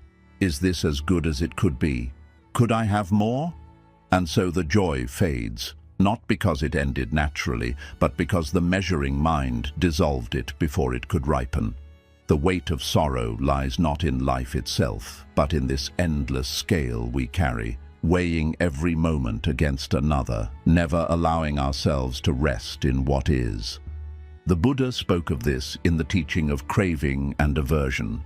Craving is the desire for more, the constant reaching. Aversion is the resistance to what is, the pushing away. Both are forms of measurement. Craving says, this is not enough, I need more. Aversion says, this is too much, I need less. And both keep the mind trapped in dissatisfaction. Liberation comes not from fulfilling every craving or escaping every discomfort, but from letting go of the scale altogether, from learning to meet each moment without measurement, without judgment, without demand. Imagine holding a glass of water. If you simply hold it as it is, it feels light, refreshing. But if you begin to compare it, this glass is smaller than another glass I saw, this water is less pure than what I tasted before, this drink is not as sweet as I wish it was. Suddenly the same glass becomes heavy with disappointment. The water has not changed, only the measurement has changed. And yet, that small shift in perspective can turn contentment into sorrow. This is why mindfulness is so transformative. Mindfulness is the practice of being fully present with what is, without the interference of measurement. When you breathe mindfully, you do not compare this breath to the last or the next. You simply breathe. When you eat mindfully, you do not measure your meal against another or complain about what it lacks. You simply taste. When you live mindfully, you step out of the prison of measurement and into the freedom of presence. And in presence, the weight of sorrow lifts, because there is nothing missing, nothing lacking, nothing to compare. There is only this moment, and in this moment, you are enough. Think of children playing. They do not measure the quality of their laughter or compare the value of their game to another. They play fully, immersed in the joy of the moment. Only as we grow older do we lose this natural freedom, because society trains us to measure grades, salaries, achievements, appearances. We are told that our worth is always in comparison to another, that our joy must be weighed against some standard. But the child within us remembers a different truth.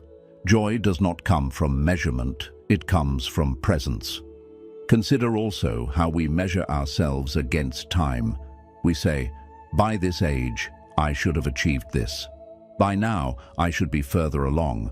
I should be more successful, more stable, more accomplished. These invisible deadlines weigh heavily on us, creating sorrow where none needs to exist. Life does not follow your schedule. The tree does not bloom because the calendar says so. It blooms when the season is right. You too are unfolding in your own time. By demanding that your life match a certain measurement, you chain yourself to unnecessary suffering. But when you let go of the clock, when you stop comparing your journey to someone else's, you discover a peace that is timeless. The Buddha often reminded his followers to practice contentment. Contentment is not laziness, nor is it settling for less. It is the deep recognition that this moment is enough as it is. When you live with contentment, you stop carrying the heavy scales of comparison. You stop asking, is this better than before? Is this as good as what others have? You simply rest in what is. And in that resting, sorrow cannot find a foothold. This does not mean you stop growing or striving. You can still pursue goals, improve your life, and work toward your dreams. But you do so without chaining your happiness to the outcome. You do so with freedom, not desperation. You say, I will walk this path, but I do not measure my worth by where it leads. This is true strength, to live fully without measuring, to act without clinging, to strive without chaining your joy to results. Imagine setting down a heavy bag you did not realize you were carrying. That is what it feels like to stop measuring. The relief is immediate, the lightness undeniable. Life becomes simpler, clearer, and more spacious. You begin to see beauty where before you saw lack. You begin to taste joy where before you tasted comparison. And slowly the weight of sorrow lifts, not because life has changed, but because you no longer measure it against your endless demands. So the next time you feel sorrow, pause and ask, am I suffering from what is happening or from how I am measuring it? Am I comparing this moment to another? Am I demanding that it be more or less than it is? And if the answer is yes, gently set down the scale. Breathe. See the moment without comparison. Taste it as it is. Let it be enough. Freedom lies in this simple shift. When you stop measuring life, you stop dividing yourself against it. You stop demanding more and start receiving what is already here. And in that receiving, the weight of sorrow lifts, leaving behind a peace so natural, so profound, that you wonder how you ever missed it. Because the truth is, life was never incomplete. It was only the measuring mind that told you so. Letting go of control is the doorway to inner freedom. One of the deepest illusions the human mind clings to is the belief that we can control life. We plan every detail, we build expectations, we imagine futures as if we are the architects of destiny itself. And yet, life rarely unfolds in the exact way we want. People change, seasons shift, opportunities appear and vanish. Health rises and falls. The more tightly we try to hold the reins, the more frustrated we become, because reality refuses to obey our every command. This clash between our desire to control and the truth of impermanence is the root of immense sorrow. Buddhism teaches that peace begins the moment you loosen your grip. True freedom does not come from controlling life, but from flowing with it. The river does not demand that the mountain move out of its way. It bends, it curves, it adapts, and in doing so, it finds its path to the ocean. The wind does not resist the trees. It weaves between them, sometimes gentle, sometimes fierce, but always moving forward. When you stop demanding control, when you release the tight fist of expectation, you begin to discover an inner spaciousness that no storm can shatter. Think about the times in your life when sorrow was sharpest. Was it not often because something happened outside your control? A loved one left, though you begged them to stay. A dream collapsed, though you gave it everything. A sudden illness arrived, though you tried to protect yourself. In those moments, the pain itself was real, but much of the suffering came from the thought, "This should not have happened. I should have been able to stop this." That voice of control is what chains you to grief. Without it, the pain still exists, but it passes more gently, more naturally, like rain that falls and then clears. This does not mean you must live passively. Buddhism does not say, do nothing, care for nothing, plan for nothing. What it teaches is balance, the wisdom to act with intention, but without attachment to outcomes. You can plant seeds, but you cannot command the rain. You can practice diligently, but you cannot force enlightenment to arrive on your schedule. You can love deeply, but you cannot demand that love remain forever unchanged. Life invites your participation, but it does not promise your control. The Buddha once compared human clinging to control with a man caught in quicksand. The more he struggles, the deeper he sinks. His frantic effort to escape only pulls him further down. The only way to survive is to relax, to spread his body, to float instead of fight. In the same way, when you cling desperately to control, you sink deeper into sorrow. But when you relax into the flow of reality, when you stop resisting what you cannot command, you discover a freedom that was hidden all along. Imagine carrying a rope tied to a wild horse. You pull with all your strength, trying to drag it in the direction you want. The horse resists, grows wilder, and drags you painfully across the ground. But the moment you let go of the rope, the struggle ends. You are no longer bruised and battered by the fight. Life is that wild horse. The more you try to force it into your plan, the more it resists. Letting go does not mean you lose. It means you stop exhausting yourself in a battle you could never win. Think also of how much energy we waste on small controls. We grow angry at the weather because it rains when we wanted sun. We grow frustrated at people because they do not act according to our expectations. We grow anxious about the future because we cannot guarantee what will happen. None of these things are truly under our control, and yet we suffer because we insist they should be. What if instead we lived like the ocean, steady in its depth, calm in its vastness, regardless of the winds above? The waves may rise and fall, but the ocean remains. That is the peace that arises when you let go of control. Buddhist practice often uses breath to teach this truth. When you breathe in meditation, you cannot control the breath entirely. You can slow it, you can deepen it, but you cannot demand that it never ends.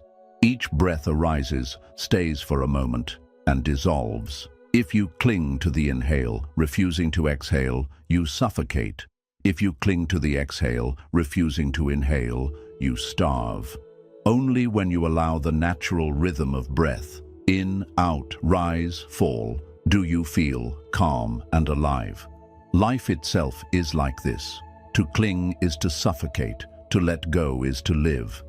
Letting go of control does not mean abandoning responsibility. It means understanding the difference between what belongs to you and what does not. Your actions belong to you. Your effort, your intention, your choices, these are within your reach.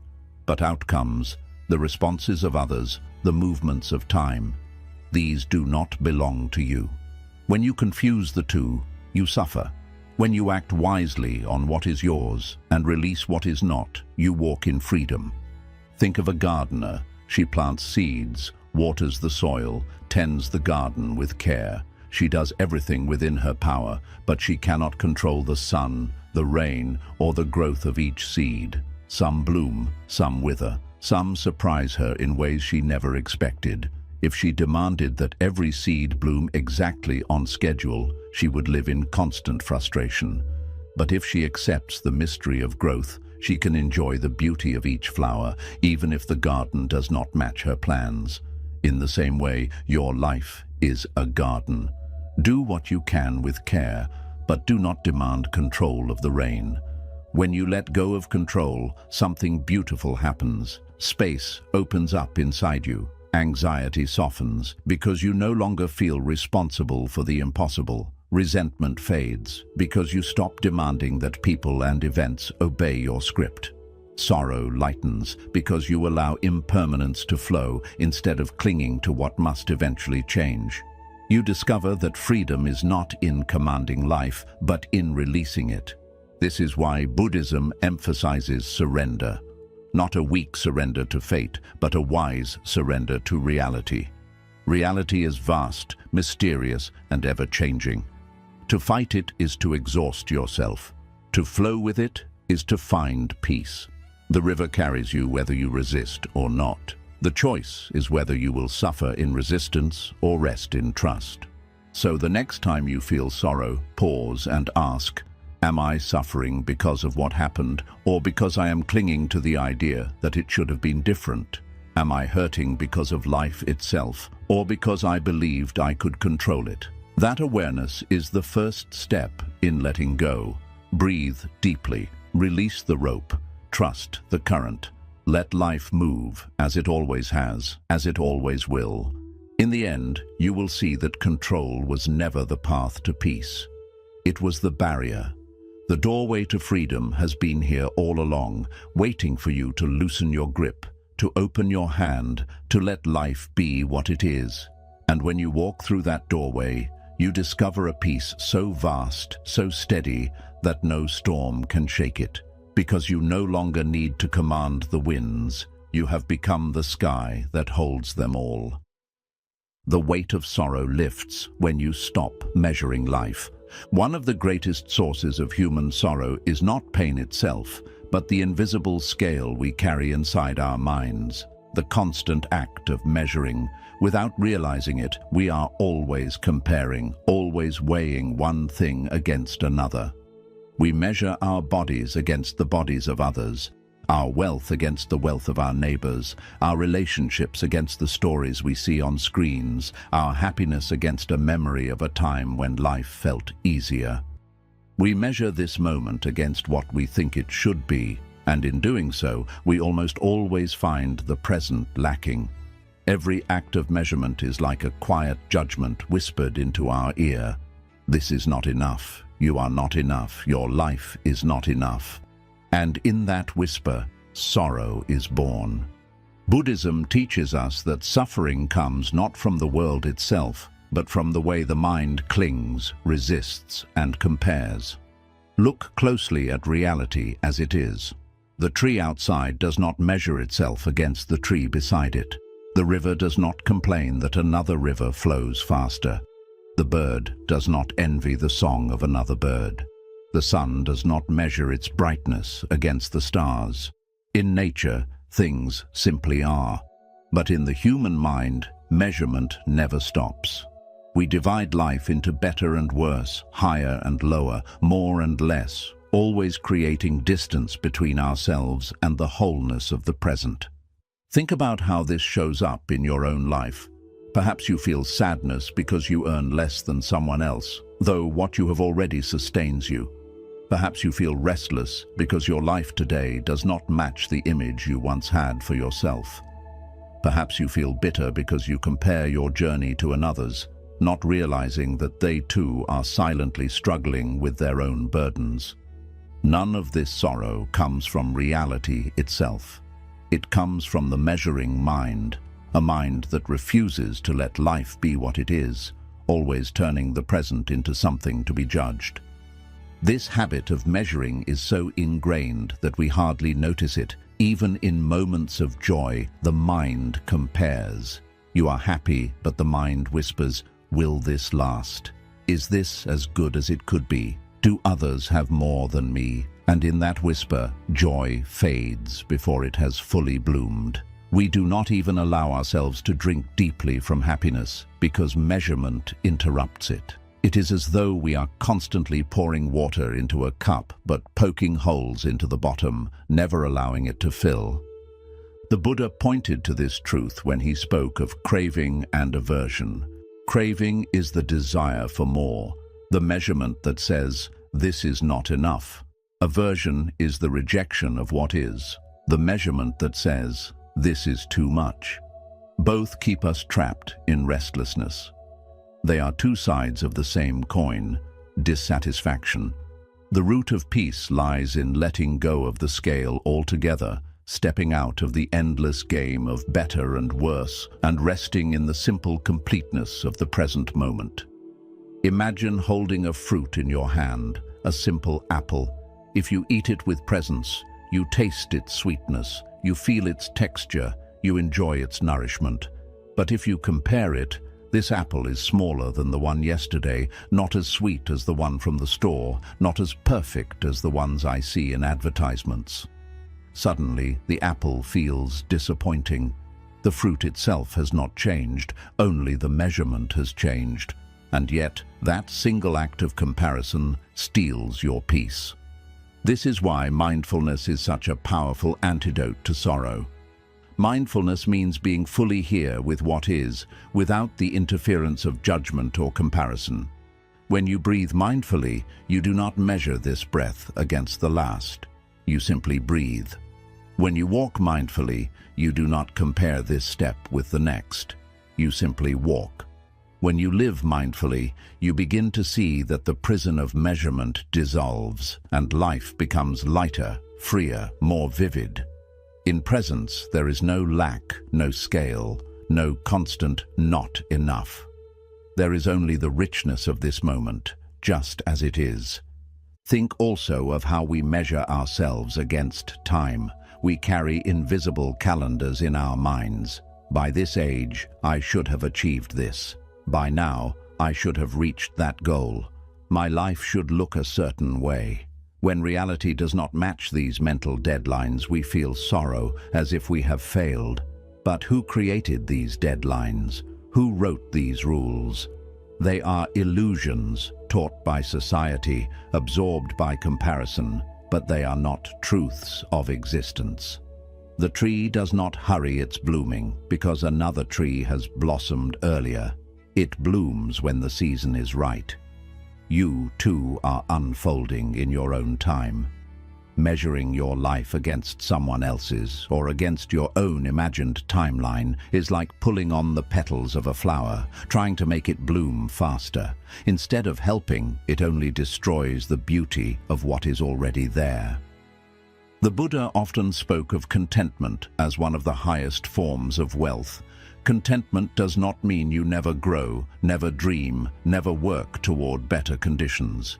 It means that while you walk your path, you are not enslaved by comparison. You are not trapped in the thought that this moment is insufficient. Contentment is the ability to rest in enoughness, to say, this breath is enough, this meal is enough, this life is enough. When you live in contentment, sorrow loses its grip, because there is nothing left for it to feed on. Consider also how much sorrow comes from measuring ourselves against our past. You look back at a time when you were happier, healthier, or more successful, and you compare today against it. The comparison creates a sense of loss, even if today holds its own blessings. Or you measure yourself against an imagined future. One day, I will be at peace when I reach this point. When I achieve this dream, when I find this love. But both past and future are measurements that pull you out of the only place where peace exists, the present moment. The more you measure, the heavier sorrow feels. The less you measure, the lighter life becomes. To let go of measuring is to let go of the heavy scales you did not even know you were carrying. It is like setting down a weight from your shoulders and realizing how light you truly are. When you stop comparing your life to others, you begin to see the unique beauty of your own journey. When you stop measuring today against yesterday or tomorrow, you begin to taste the fullness of this day. When you stop demanding that each moment be more than it is, you discover that peace was here all along, waiting quietly beneath your judgments. This does not mean you stop striving for growth or abandon your dreams. Growth is natural, just like a seed growing into a tree. But growth happens best in freedom, not in chains. You can still pursue goals, but when you release the habit of measuring, you no longer say, I will only be happy when I arrive. Instead, you say, I am walking this path, and I choose peace at every step. That shift transforms sorrow into strength and striving into a joyful expression of life rather than a desperate escape from it. The practice is simple but powerful. The next time you feel sorrow, pause and ask yourself, what scale am I using right now? Am I comparing myself to someone else, to the past, to the future, to an imagined standard? Then breathe deeply and let the scale go. See the moment as it is, unmeasured, unjudged, complete. In that single breath of freedom, the weight begins to lift. When you stop measuring life, you discover a truth that is both humbling and liberating. Life was never incomplete. It was only the measuring mind that told you so. And when that mind softens, sorrow dissolves, revealing the peace that has been here from the very beginning. Letting go of control is the doorway to inner freedom. One of the greatest illusions the human mind holds on to is the belief that life can be fully controlled. From a young age, we are taught to plan, to arrange, to design the future as if it were clay in our hands. We imagine that if we work hard enough, if we make the right choices, if we put every detail in order, life will unfold exactly the way we want it to. But again and again, life teaches us otherwise. No matter how carefully you plan, storms arrive. No matter how tightly you cling, people change. No matter how fiercely you resist, time moves forward, leaving behind what you thought would remain. The deeper you try to grip life, the more it slips through your fingers. And with every slip, sorrow follows. Buddhism teaches us a radical truth. The root of much of our suffering is not life itself, but our endless attempt to control it. The tighter you try to hold the river, the more it escapes you. The harder you try to force outcomes, the more frustrated you become. True peace does not come from controlling life. True peace comes from flowing with it. Think about the times you suffered most deeply. Perhaps you lost a loved one despite doing everything you could to hold on. Perhaps you worked tirelessly for a dream that still collapsed. Perhaps illness struck when you least expected it. The sorrow you felt was real, but look closely and you will see that much of the weight came from the thought, "This should not have happened. I should have been able to stop this. Life should have obeyed my will." That thought, that illusion of control, is what deepened the wound. Without it, pain still hurts, but it passes more gently, like rain that falls and then clears. With it, the rain becomes a storm inside you that never ends. The Buddha compared this to a man trapped in quicksand. The more he thrashes, the more he sinks. His frantic struggle, meant to save him, only drags him deeper. The only way to survive is to stop resisting, to spread out, to float instead of fight. In the same way, our constant struggle for control drags us deeper into suffering. The moment we release the struggle, the moment we stop fighting reality, we discover that life can carry us forward with less pain than we imagined. Letting go of control does not mean giving up. It does not mean living passively, without direction, without care. It means living wisely. It means understanding what belongs to you and what does not. Your actions belong to you, your effort, your kindness, your choices. These are within your reach, but outcomes do not belong to you.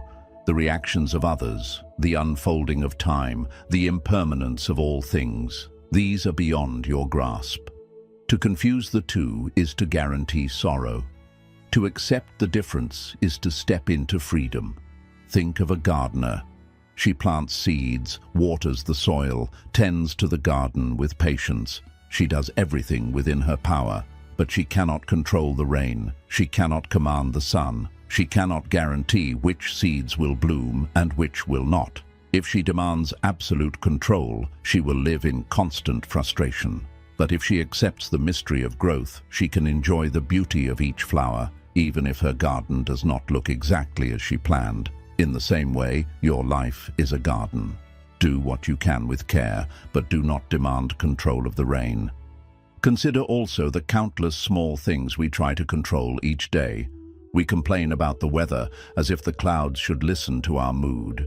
We grow angry when people act differently than we expect. as if they should live only to fulfill our script. We grow anxious about the future, as if worrying could guarantee its safety. Each of these moments is another tug at the rope of control, another battle against a force too vast to obey us. And each battle leaves us exhausted. But look at nature. The river does not resist the rocks in its path. It flows around them. The tree does not fight the wind. It bends and sways, and in bending, it survives the storm. Even the sun does not resist the night. It simply waits, knowing that darkness cannot last forever. Nature is free because it does not cling to control. We are the only ones who believe life must obey us, and in that belief, we suffer. This is why Buddhist practice emphasizes surrender, not a weak surrender to despair, but a wise surrender to reality. When you meditate, you learn this truth through breath. Each inhale arises, stays for a moment, and then dissolves. If you cling to the inhale, refusing to exhale, you suffocate. If you cling to the exhale, refusing to inhale, you starve. Only by allowing the natural rhythm of breath rise and fall, in and out, do you feel alive. Life itself is like this breath. To cling is to suffer. To let go is to live. Letting go of control is also the key to love. So often we chain our relationships with expectations. You must never change. You must never leave. You must always give me what I want. But people, like everything, are impermanent. They grow, they shift, they come and go. If you demand control, you will suffocate them and yourself. But if you allow them to be as they are, free, flowing, alive, then even if love changes, your heart remains open. You discover that love is not control, but presence, not ownership, but freedom. The same applies to your own journey. Many people live enslaved by invisible timelines. By this age, I should have achieved this. By now, I should be further ahead. My life should look like this. These timelines are chains made of control. They strangle joy from the present moment, replacing it with dissatisfaction. But when you let go of control, you release these false deadlines. You allow your life to unfold at its own pace, just as a flower blooms when the season is right, not when you demand it. The beauty of letting go is that it creates space inside you. Anxiety softens because you no longer feel responsible for what you could never command.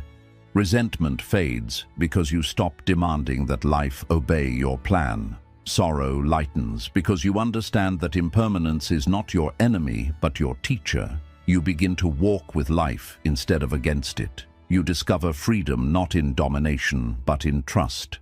So when sorrow visits you, pause and ask, am I suffering because of what happened, or because I believed I could control it? Am I hurting because of reality, or because I demanded it look different?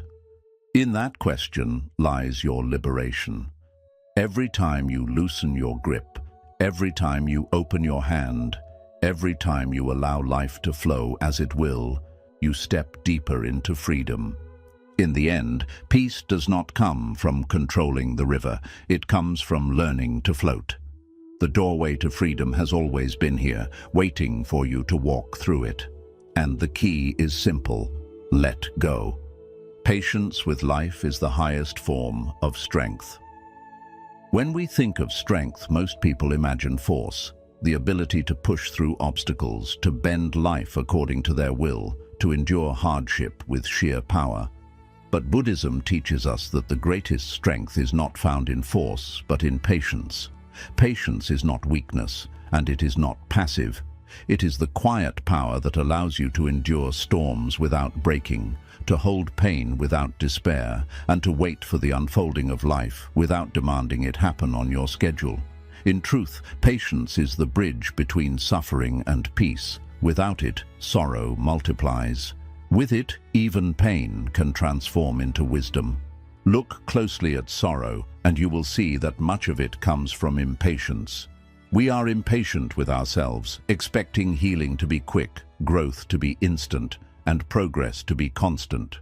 We are impatient with others, expecting them to always understand us, to never disappoint, to match our pace of change. We are impatient with life, expecting every goal to unfold easily, every dream to arrive swiftly, every plan to go smoothly. And when these expectations are not met, as they rarely are, sorrow tightens its grip. We feel frustrated, restless, and defeated, not because life has truly failed us, but because we demanded that life obey a timeline it never promised. The Buddha often taught that suffering arises from craving and clinging, and impatience is a form of craving. It is the craving for reality to move faster than it naturally does. It is the refusal to walk at the pace of life. But life is not hurried. Seeds take time to bloom. Rivers carve valleys over centuries. Even the sun rises slowly, illuminating the world inch by inch. Why then do we imagine that our healing, our growth, our peace must come instantly? To expect otherwise is to argue with the rhythm of existence itself. Think about healing from grief.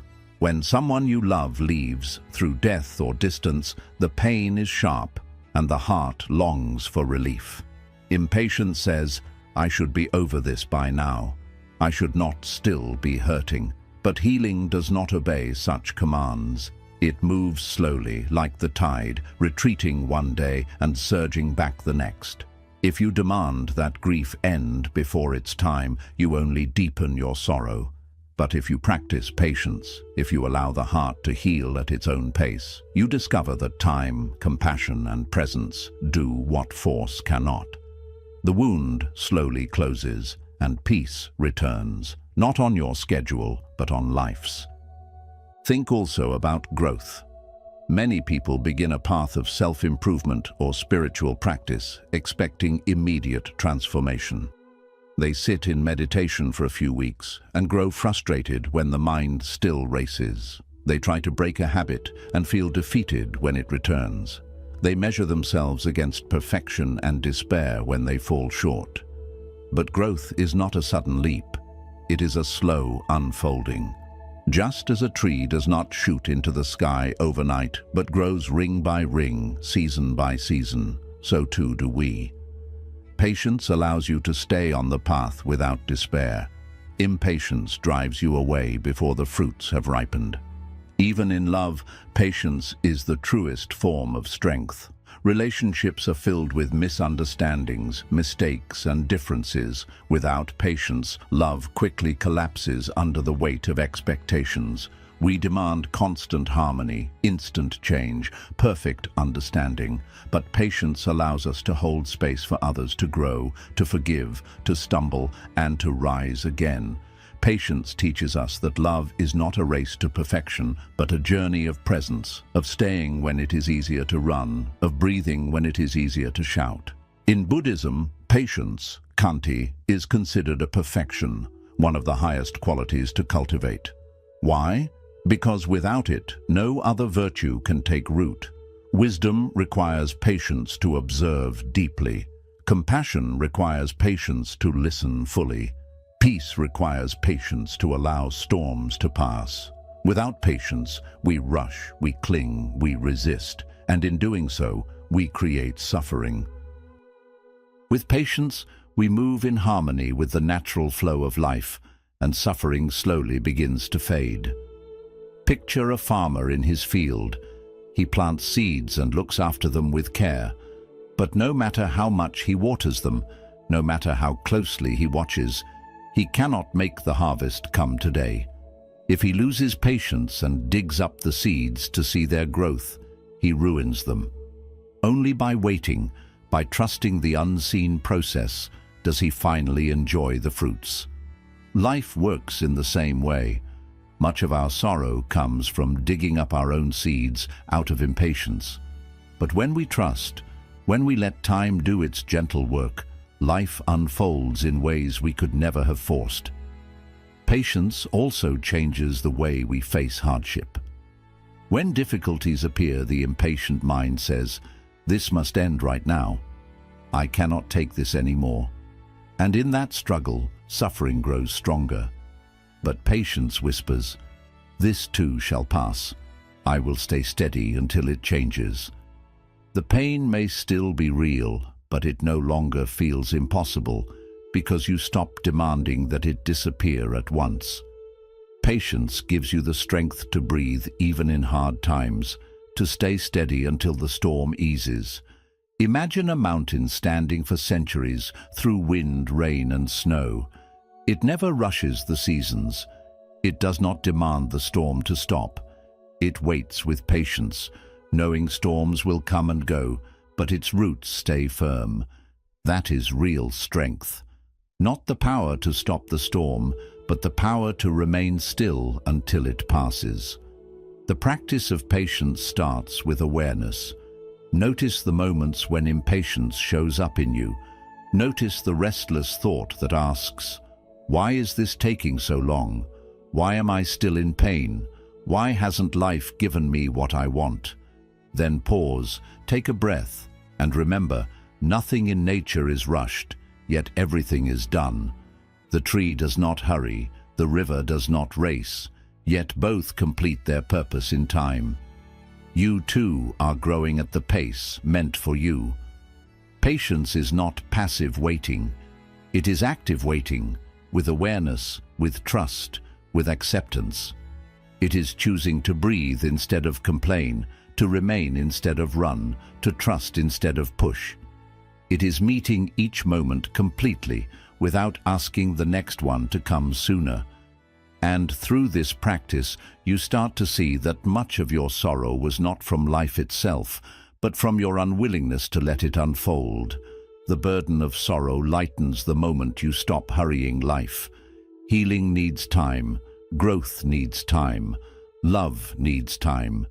Even peace itself takes time, slowly ripening in the quiet of your practice.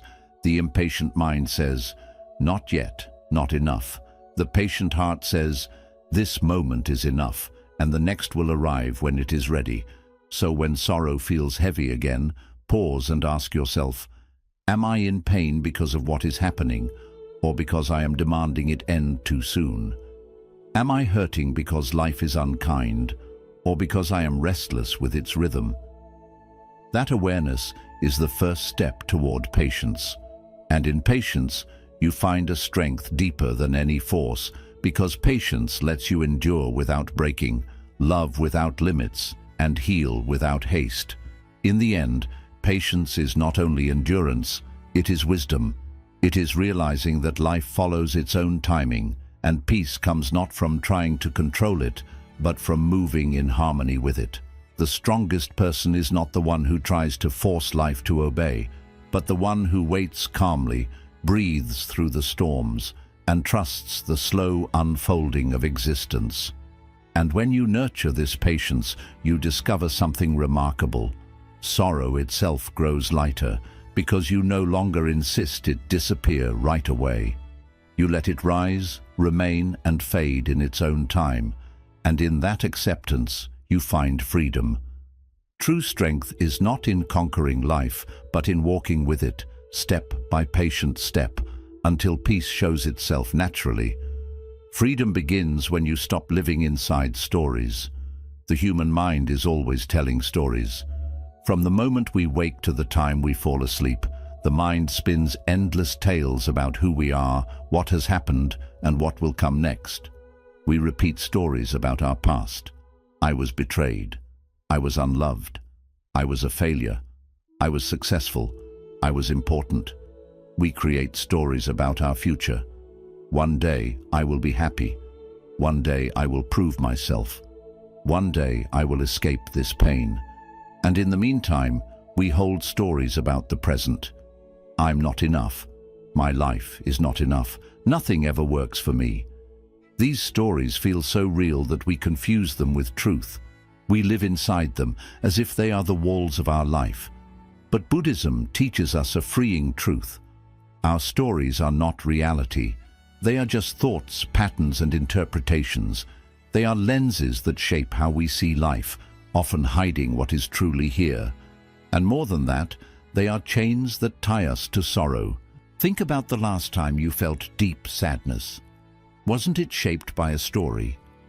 Maybe someone hurt you, and the moment lasted only minutes, but the story you built around it, they always treat me this way. Nobody respects me. I will never be valued. Stretched the pain for weeks, months, even years. The wound was real, but the story kept reopening it. Or maybe you failed at something, and instead of letting the moment pass, you told yourself a story. I am a failure. I always mess things up. I will never succeed. The failure itself was just one moment in time. The story turned it into a prison. The Buddha explained this as being struck by two arrows. The first arrow is the pain itself, the event, the loss, the insult, the failure. The second arrow is the story we create. This pain means I am unworthy. This pain means I am doomed. This pain means I will never find happiness. The first arrow is unavoidable. Pain is part of life. But the second arrow is a choice, and yet it often cuts the deepest. Our stories about the past keep us tied to regret and bitterness. We replay events again and again, not seeing how the story grows heavier with every retelling. A memory may have ended long ago, but by retelling it, we keep it alive in our hearts. Our stories about the future trap us in worry as we picture endless scenarios that may never happen. We do not suffer from reality itself, but from the movie in our minds. And our stories about ourselves, the identities we hold on to, become the greatest prison of all. We say, I am broken, I am unlucky, I am not good enough, and then we live as if these words were carved in stone. But the truth is, you are not your stories. They are like clouds passing across the sky of your awareness, temporary, shifting, without weight. Beneath them, you remain vast and free. When you stop living inside the stories, when you see them as they are, thoughts, not truths, the burden of sorrow begins to lift. Picture yourself sitting before a fire. If you focus only on the smoke, the world appears grey and heavy. But if you look beyond the smoke, the clear sky is revealed. Our stories are like that smoke. They blur our vision, making life seem darker than it is. But the moment you realize it is only smoke, not the sky itself, clarity returns. The pain may still remain, but it no longer controls you because you are no longer lost in the story. This is the heart of mindfulness practice. When you sit in meditation, thoughts appear. I am anxious. I am failing. I am not enough. Instead of falling into the story, you learn to simply notice it. You say, there is anxiety. There is a thought about failure. There is a story of not being enough. By creating that space, you loosen the story's hold. You begin to see it as a passing thought, not an unshakable truth. And slowly, you uncover that beneath the noise of stories lies a stillness that has never been touched. Think also about how stories shape relationships. Two people can go through the same event, yet their stories about it may differ. One may feel cared for, the other ignored, depending on the story they carry. This shows that sorrow often comes less from what happened and more from the meaning we give it. The moment you see this, freedom opens. You may not always control events, but you can learn to recognize the story for what it is, a creation of the mind, not reality itself. The power of stories comes from repetition. The more you repeat a story, the more you believe it. If you repeat, I am unlucky, you start to see every setback as proof. If you repeat, I am unworthy, you begin to take even kindness as pity. But this same power of repetition can also be used for freedom. If you begin to tell yourself stories of compassion, I am learning, I am healing, I am growing, the mind begins to reshape itself. The key is to remember that every story is a choice. You do not need to live inside the old ones. But the greatest freedom is not in replacing negative stories with positive ones, but in stepping out of stories completely. Imagine silence after endless noise. Imagine putting down a heavy book you have carried for years. When you stop narrating your life, when you let each moment simply exist without labeling it, peace rises naturally. The world feels vivid, direct, unfiltered. You taste food without comparing it. You walk without describing your steps. You breathe without judgment. This is life beyond stories, simple, free, alive. So the next time sorrow feels heavy on you, pause and ask, what story am I telling myself right now? Is this story helping me, or is it holding me back? Then take a breath and let the story go. Even for a single moment, sit in the pure presence of life without narrating it. Notice the peace that appears, gentle yet profound. That peace was not created, it was always there, hidden beneath the layers of story. Freedom begins when you stop living inside them. You are not your past. You are not your failures. You are not your labels. You are not the voice that speaks endlessly in your mind. You are the awareness beneath it all, open, spacious, and free. And once you see this, sorrow loses its power, because it can no longer trap you inside a story that was never the full truth. The sky stays vast, even when clouds pass across it. You remain whole, even when stories cover you. And the moment you stop clinging to them, the moment you let them fade like mist in the morning sun, you uncover a freedom so deep, so steady, that no sorrow can touch it. As you have walked through these lessons, you may have noticed something deep. Sorrow was never truly in the events of life. It was never only in the betrayal, the failure, the loss, the loneliness, or the uncertainty. Those were just the sparks. The fire of sorrow grew when the mind held on, when the heart resisted, when you replayed stories, when you demanded life to be different from what it is. Each lesson has shown a way to loosen that grip, to flow like the river, to welcome the fire as a teacher, to stop claiming pain as your identity, to rest in emptiness without fear, to choose peace instead of waiting for it, to stop measuring, to stop forcing control, to stop running from yourself, to sit with patience, and to dissolve stories. These are not separate truths, but petals of one flower, and at the center of that flower lies the timeless wisdom of Buddhism. Liberation is not found by changing life, but by changing how you relate to it. The Buddha taught that suffering exists, but he also taught that freedom from suffering exists. This freedom is not some distant treasure hidden in temples or mountains. It is here, in the very breath you take right now. It is here when you stop clinging to the past, when you stop chasing the future, when you allow the present to be enough. It is here when you soften into patience, when you release the rope of control, when you set down the heavy scales of comparison. It is here when you remember that peace was never outside of you. It has always been the nature of your own awareness, waiting for your return. Do not believe you must master all these lessons at once. Even a single drop of practice can change the ocean of your life. Each moment you pause instead of rushing, each moment you breathe instead of resisting, each moment you notice a story and let it go, that is freedom, here and now. It may feel subtle at first, but with patience it becomes a steady flame that no storm can put out. And so the invitation is clear. Stop running, stop measuring, stop demanding.